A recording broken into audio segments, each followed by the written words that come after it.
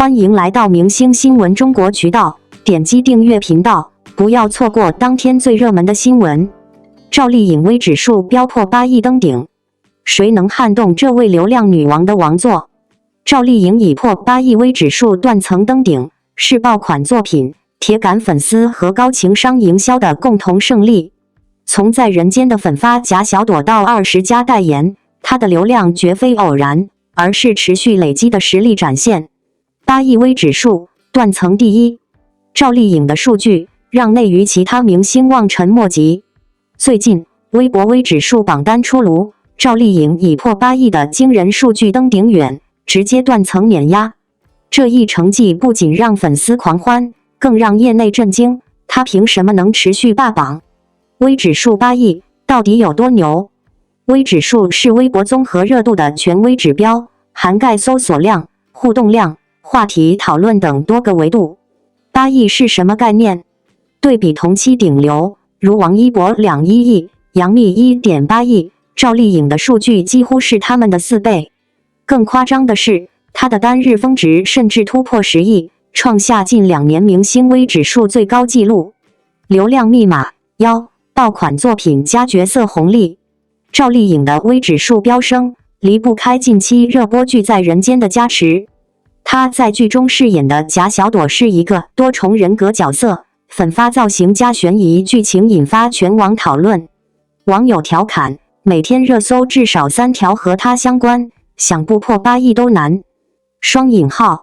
除了新剧，她的经典作品如《花千骨》知否仍被反复提及，长尾效应惊人。业内分析，赵丽颖的流量不是昙花一现，而是作品加角色的持续累积。流量密码2，粉丝萤火虫的恐怖战斗力。赵丽颖的粉丝萤火虫是内娱出了名的能打，他们不仅组织数据组24小时轮班打榜，还擅长制造话题，比如赵丽颖演技封神、赵丽颖红毯女王等，确保她的名字长期霸屏。更关键的是，相比其他流量明星的3月粉热度仅维持几个月，赵丽颖的粉丝忠诚度极高。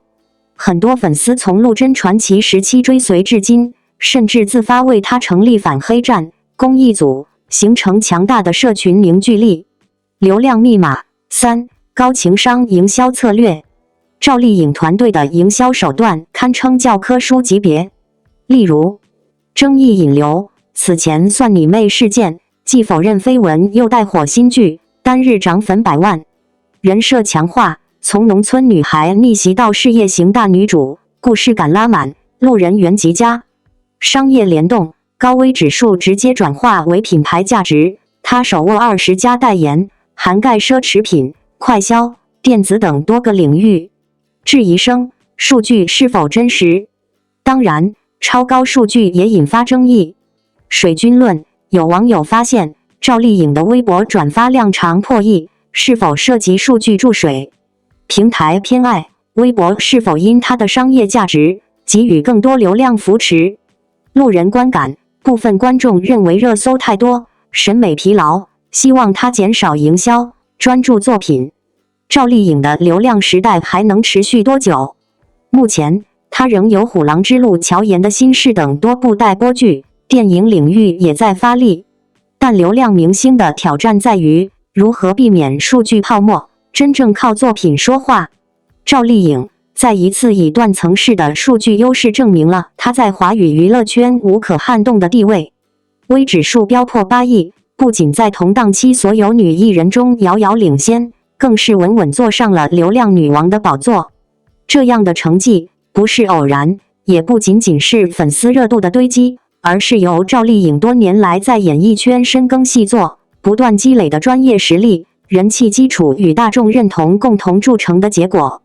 她不只是一个拥有庞大粉丝群体的艺人，更是一个时代的现象。回顾赵丽颖的成名之路，其实并不容易。她出身农村，没有背景，没有专业科班出身，一切都是从最底层一点一滴的努力上来。从早年的配角、跑龙套开始，到陆贞传奇让她小有名气，再到花千骨、楚乔传知否应是绿肥红瘦等现象级作品的热播，赵丽颖完成了从勤奋演员到顶级流量再到国民实力派女演员的跃迁。这一路上的每一步都写满了坚持与突破，也构成了她如今统治级流量的底气。微指数破8亿并非单靠偶发事件或买热搜的短期行为，它代表的是一个综合指标，涵盖搜索热度、社交平台活跃度、作品影响力、话题传播率、粉丝参与度等多个维度的真实反馈。这种数据的高企，说明赵丽颖不只是红，而是长红，甚至可以说，她已经从爆红阶段进入了长青阶段，一个稳定输出、长线影响、深远渗透的大众文化符号。值得一提的是，在当前流量红利逐渐趋于饱和的时代，很多曾经的顶流正面临着流量下滑、口碑反噬甚至资源断层的困境，而赵丽颖却能够逆流而上，在作品选择、公众形象、商业代言、社会话题等各方面持续发力。这背后是她对自身定位的清晰认知，也是她对做演员和做明星之间边界的精准把握。赵丽颖一直以零绯闻、高敬业、低调拍戏著称，尽管已是圈内顶流，她却极少出现在无聊综艺或炒作事件中，也从不为博关注而制造虚假话题。她的热度来源于观众对她塑造的角色的喜爱，对她作为艺人的尊重，对她作为女性个体坚韧成长的感动。她的粉丝不是数据粉或颜值控，而是多年如一日关注她成长的路人缘加剧粉加死忠饭的多重结合。这种结构的粉丝生态是赵丽颖流量长期稳定的保障。更重要的是，赵丽颖的流量并非空洞的话题女王模式，而是紧紧绑定在优质作品与角色上。从姗姗来了的呆萌到花千骨的隐忍，再到楚乔传的英气、知否的沉稳，幸福到万家的现实批判，乃至如今备受瞩目的在人间，她始终在用不同维度的女性形象征服荧幕。她让观众看到，原来一个演员是可以真正靠演技来持续吸引目光的。一个女明星可以既有话题热度，也有专业深度。值得一提的是，赵丽颖近年来逐渐在影视领域实现内容主控化的转变。她不仅是演员，也开始尝试担任制片人，参与剧本筛选、角色塑造、风格设定等重要环节。这种从被动表演者向主动创作者的身份跨越，使她在内容品质和角色表达方面拥有更大自主权。这不仅为她带来了更高水准的作品，也进一步夯实了她内容驱动型流量的标签。而这正是她与其他流量艺人最根本的区别。在当前娱乐圈中，很多流量只能维系在短暂的热搜和粉丝应援之上，一旦作品产出断档或形象崩塌，热度便瞬间消散。而赵丽颖通过作品构建的角色资产，让她的影响力得以跨越时间周期的限制。她不是因为话题才有人气，而是因为人气承载着作品与信任。从更广义的文化现象来看，赵丽颖的持续火热，也映射出当下社会对女性成长议题的深刻共鸣。她本身的经历就是一个逆风翻盘的励志范本，一个出身普通、条件不优的女孩，通过不懈努力实现了阶层跃迁与价值认可。尤其是在当代女性越发关注自我实现与独立价值的语境下，赵丽颖无疑成为了很多女性观众的精神镜像。她们看到了自己的努力与困境，也看到了坚持之后的可能性。那么，当我们问谁能撼动赵丽颖的流量王座这个问题时，其实也在问谁能在当前这个娱乐行业极度内卷的生态中，既守住口碑，又带动流量，还能保持自身风格不变。这个答案，至少目前来看，寥寥无几。赵丽颖不是一时的昙花，而是历久弥新的常青藤。她不是靠某一部剧或一个营销爆点撑起的网红式艺人，而是靠一整套作品群、人物群、价值观构建起的演员加明星加文化符号的综合体。在这个阶段，她的8亿微指并不只是一个热度数字，更像是一种时代认证。最后，想对所有喜欢赵丽颖的观众说几句话：你们喜欢她，不只是因为她漂亮、敬业、有作品，更是因为你们在她身上看到了奋斗的价值，看到了不被定义的勇气，也看到了生活中那个努力就能走出一条路的自己。赵丽颖所代表的不仅是一个明星的成功，更是无数平凡人坚持梦想、砥砺前行的缩影。而对于还在追梦的你，无论你是学生、职场人，还是在生活中寻求自我价值的普通人，也许赵丽颖的经历无法完全复制，但她的态度、她的精神、她的坚韧和真实，或许可以成为你走下去的力量。在这个充满变化的时代，愿你也像她一样，在属于自己的舞台上尽情绽放，闪耀到底。赵丽颖做到了，你也一定可以。曾被主持人无视，王一博惊天逆袭，如今顶流地位让人目瞪口呆。2014年尖叫之夜，主持人张大大漏念王一博名字的尴尬瞬间被镜头捕捉。8年后，从边角透明到国际大奖得主，王一博用实力演绎今天你对我爱答不理，明天我让你高攀不起的逆袭传奇。而娱乐圈拜高踩低的潜规则仍在继续。娱乐圈的张大大居然还会踩人一脚，而且还是在那么重要的场合，把王一博这个初出茅庐的小伙子给当空气了。这瓜要放到社交平台上炸，是不是比咱日常在小区大妈群聊得劲爆多了？同志们，前阵子刷到一条热搜，差点把我早上刚喝下去的豆浆喷电脑屏幕上。话说，刚刚荣获美国电视界奥斯卡泰利奖纪录片金奖的王一博，火到加粉丝能排一条街。可您敢信，回头扒拉他刚出道那会儿，人家走花路前，竟然也有被冷落的憋屈时刻。2014年 ，UNIQ 组合在爱奇艺尖叫之夜，张大大这位主持人愣是把王一博的名字漏过去了，现场尴尬的能结冰。感觉空气都结了2米厚的霜，咋整？这社会啊，总有人看人下菜碟，你火不起来，连名字也没人带，你成了人上之人，走哪儿都是灯光闪耀。这背后的门道，敢不敢说点实在的？就说这场合吧，本该是几个青春小伙子昂首阔步，一起登上梦想舞台的时刻，可张大大突然来了个失忆，念名单把王一博给漏了。这啥操作？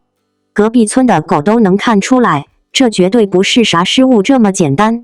这场面跟咱小学奖励大会，老师知报后3名，剩下人干瞪眼一样，心里别提多堵了。更狠的是，这一幕被现场摄像机逮个正着，小王一博站在舞台边角，一脸迷茫，握着话筒都不知搁哪好。此情此景，网友们看着直呼心疼。也有老江湖摇头不是捧谁踩谁，这活太明显。可是谁给了张大大这勇气随手漏人名？是行业默认的拜高踩低，还是习惯成了自然？此事孰是孰非？您先听我慢慢剖一道河。咱再扒一扒当年那场冷落，不止一波粉丝怒了，连不少业内老炮儿也看不过去。大张伟，这位一身槽点和温情的百变大咖，在吐槽大会上公开拿张大大开涮，说他当主持人念名单能念漏，王一博这不是冤枉的吗？把观众乐得差点把瓜子嗑掉壳。不止节目组看傻眼，当天 UNIQ 的其他小伙伴，你仔细看回放，表情也有点不自然。这种看人下菜的氛围，在娱乐圈也不新鲜。你没红，就算气场薄一点，也很容易被当作空气对待。但别小看小角色，打不死的小强终会有翻身做主人的一天。后来，王一博靠自己的才华和坚持，不光舞台炸、影视、音乐、赛车各领域都是一把好手。每出席活动，镁光灯闪成小宇宙，尖叫声直冲云霄。坊间议论纷纷，那年被冷落的王一博，如今可活成了逆袭典范。至于张大大，则倒成了社交网络的调侃对象。群众吃瓜吃的心里明镜似的，这年头风水轮流转，谁红谁掌舵，故事里套路多。事情发展到这儿，表面上似乎一切风平浪静，王一博走出了边角落寞，混得风生水起，每到红毯都自带满级 buff， 成了无数粉丝的骄傲。而张大大虽说被节目组和网友吐槽了几小段，脸面上下来点，但工作依旧没掉队，既没道歉，也没再提过那段小尴尬，媒体也就该葛观定论，过了就过了吧，大家还得过日子。这表面和气，其实是娱乐圈自带的假性安全感，只要别翻车，大众很快外焦里嫩，各忙各的。不过社会声音可不卖这一套。反方更有话说，张大大就是个主持人，难免忙中出错，要放宽心。网上嘴皮子也是三天两头，来回磨王一博能有今天，是靠自己本事出的头，还至于在乎当年那点小插曲？还有人打原厂明星有流量就能上热搜，小透明被边缘算什么新闻？感情这逻辑是不是有点事不关己，高高挂起那意思？有没有网友仔细想过，这种拜高踩低的微妙空气其实并没消失，只不过从上不了台的边缘化变成了红极一时的追捧和包围。娱乐圈不是有句话吗？小透明是狼藉的舞台背景，流量鼻祖却成了舞台中央的焦点。你红了大家陪笑，你亮了连摄像头都懒得给个特写，这背后的价值取向真的是健康的吗？大家伙习以为常，难道不怕养虎为患？日后谁都可能沦为那个被忘报名字的小角色。这事到这儿还能翻盘？当然能。人生最大乐趣不就是个惊天大反转吗？前有冷落人民的小透明，后有夺国际大奖的焦点人物。王一博用硬实力打了漂亮的反向输出，也让那些当初看走眼的人清醒看到机会从不会一成不变。说句扎心的，谁能想到8年前台上的透明仔，现在成开挂大佬？就跟电视剧《甄嬛传》里逆袭小主一样，前期鸡毛后期要演，教科书式打脸，谁上谁下，不到最后都没法定音。而张大大这边也不是就此躺平，一有风吹草动，老话题被网友翻出来，时不时还成为各种综艺的笑柄。都说人生打脸快，网络翻车更快，张大大自己有没有后悔当年那个名单？没人知晓。他敢说是失误，大众就用弹幕打脸。他若承认拜高踩低，又要被扣上帽子。舆论这锅粥，搅一搅全是料。最绝的是，底层小人物都有机会登顶金字塔，这才是社会多元流动的真谛。让我们看一眼最近的红毯现场，王一博西装革履，目光如炬，闪光灯啪啪全给他配备高级特效。粉丝铺路，媒体拥簇，这阵势放在当年，真是做梦都够呛。而那些曾经无视的小角色，今天也许就成为了伯乐。连圈外阿姨见了都感慨，眼瞅着王一博长成顶流，孩子出息大了。时代变化快，被边缘的人成了焦点，拜高踩低的环境却照旧换人演戏。今天你对我爱搭不理，明天我让你高攀不起，谁敢说不是咱人生最经典的逆转金句？一顿鸡血泼完，别太快松劲。故事表面是王一博的成功和张大大的乌龙淹没在各自人生里，可再深扒下去，娱乐圈看人下菜这一套到底断根了吗？非也，只是把制度性的偏见、流量导向小心翼翼地包上了糖纸，让人琢磨不透。且不说明星能不能受得起万众追捧，光是同行之间明争暗斗的戏码，每天都是小型权力游戏。今天你捧，我上热搜，明天换人又压你一头。有的老观众看多了，哈哈一笑没啥大不了，娱乐圈就是一滩水，搅浑了才有瓜吃。但这样的大环境下，又有多少像王一博这样熬住寂寞的人，能靠本事逆袭？更多的小艺人可能一辈子就在导师一句等你火了再说里消耗光所有自信。矛盾加深了，本来应该互相成就的行业生态，变成了谁也不让谁，上面的人怕抢风头，下面的人生怕被遗忘。网络舆论一边把王一博举成旗帜，一边张口闭口就是张大大翻车现场，话题炒冷饭炒出新高度。呵呵，谁还不是流量的奴？疯狂争议背后，其实都想往上爬，只是手法不一样罢了。这世界就像个大号农村大喇叭，消息传得快，人心转得也快。王一博今天走出尴尬角落，高调迎来荣誉，听着满场尖叫掌声，张大大也许还要在节目里继续念名单。可写到这儿，我是真想为拜高踩低这事儿点个大大的赞。你瞅瞅，多少人靠着踩捧捧，把娱乐圈搅得山呼海啸。但换个视角，没了这些争议、尴尬和逆袭，谁还能记得曾经被名字漏掉的无名小卒？咱就是得学会在主场冷板凳上熬成一团火才行。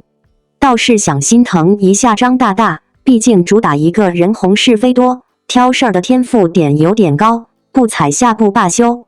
就这么个拜高踩低，一夜爆红的娱乐圈套路，搁你身上你服不服？你是不是也觉得今天在角落隐身的小王，明天就能成中流砥柱？还是说啥努力都没用，只有靠得住的关系才是硬道理？你更喜欢看谁的逆袭？张大大的失误你原谅了吗？欢迎大家跟我一起掰扯，评论区撸起来，别藏着掖着。在娱乐圈这个瞬息万变、竞争激烈的世界里，能够从无声无息中突围而出，最终站上顶流之位的艺人，少之又少。而王一博就是这个时代最典型也最不可思议的逆袭样本。从当年在节目现场被主持人忽略、镜头感稀薄，到如今成为炙手可热的全能顶流，他用沉默、坚持与实力，一步步改写了命运的走向，也刷新了外界对流量偶像乃至明星的定义。很多人都还记得那个画面，一档热门综艺节目中，王一博以嘉宾身份出场，却在主持人与其他嘉宾互动时数次被忽视。无论是话语权、镜头分配，还是节目剪辑中的存在感，他都像一个透明人。在镜头前，他安静地坐着，不插话，不抢风头，甚至有点拘谨。当时观众的评论中不乏谁啊，存在感太弱了吧，他怎么也能上节目之类的质疑与轻蔑。然而就是这样一个被视作可有可无的新人，悄无声息地酝酿着改变。他没有发微博抱怨，也没有炒作被冷落的委屈，更没有靠所谓热搜剧本博同情。他做的事情非常简单也非常难，练舞、拍戏、学摩托，提升自己。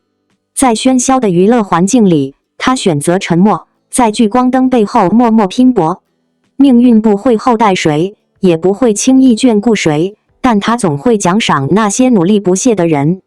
2019年，一部《陈情令》横空出世，王一博饰演的蓝忘机一夜之间成为亿万人心中的白月光。他用内敛的表演、克制的情感，把这个原本冷漠寡言却深情隐忍的角色演绎得深入人心。从此，王一博的名字真正走进了大众视野，成为不可忽视的存在。这只是他逆袭的开始。接下来的几年，他没有停下脚步，反而不断向全能艺人的方向迈进。他参加着就是街舞，用实力征服世界冠军与国际舞者。他加入天天向上，从话勺偶像成长为成熟主持人。他主演风起洛阳、无名维和防暴队等作品，从偶像剧跨越到正剧与大荧幕，用角色证明演技。他更以专业摩托车手身份征战 ZIC 赛道，屡次夺冠，被专业赛车圈尊称为王车手。这些成就不是流量2个字能解释的。他所建立的王一博现象，背后藏着的是一个年轻人用行动丈量梦想，用汗水证明价值的全过程。没有短视频剪辑滤镜的加持，没有营销号编造的剧情套路，只有无数个训练室、片场、赛道、录音棚的背影。他从未声嘶力竭地喊出我要红，却用每一次努力让世界看见了他真正的光。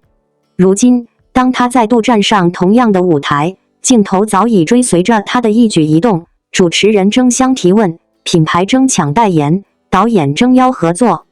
曾经那段被忽视的经历，如今反而成为他破土而出的标志。正因为他曾经默默无闻，今天的众星捧月才更具分量与说服力。而更加可贵的是，他从未因为如今的成功而改变初心。他依旧话不多，却事事做到极致。他依旧低调，却不影响影响力辐射。他依旧把每一份工作看得很重，从不躺赢，更不摆烂。在这个快速消费、短期爆红成为常态的时代，王一博的慢语文反而成了最大的竞争力。他没有去解释当年的被冷落，也从未拿这件事当作炒作卖点。这种格局恰恰说明了他的内在强大。真正厉害的人，不在于当下拥有多少掌声，而在于是否能在无人问津时依旧全力以赴。王一博做到了，而且做得比很多人想象中更加彻底。他身上流露出的不仅仅是一个明星的光环，更是一种当代青年的价值投射。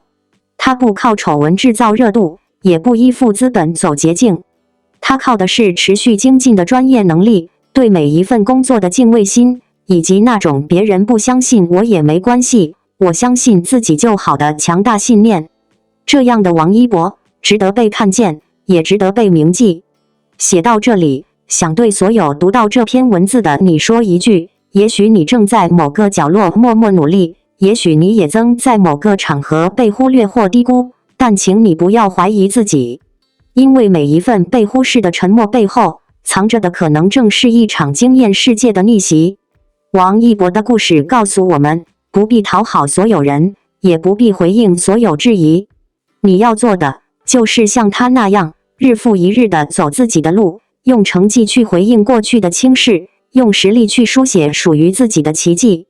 人生的舞台，不只属于一开始就被看见的人，更属于那些即便在黑暗中，也从未放弃走向光明的人。愿你也能像王一博一样，即使曾经被忽视，也终将惊艳所有人。感谢您观看视频。如果您觉得本时事通讯有用，请不要忘记点赞、评论和订阅。祝您生活愉快，充满活力。再见。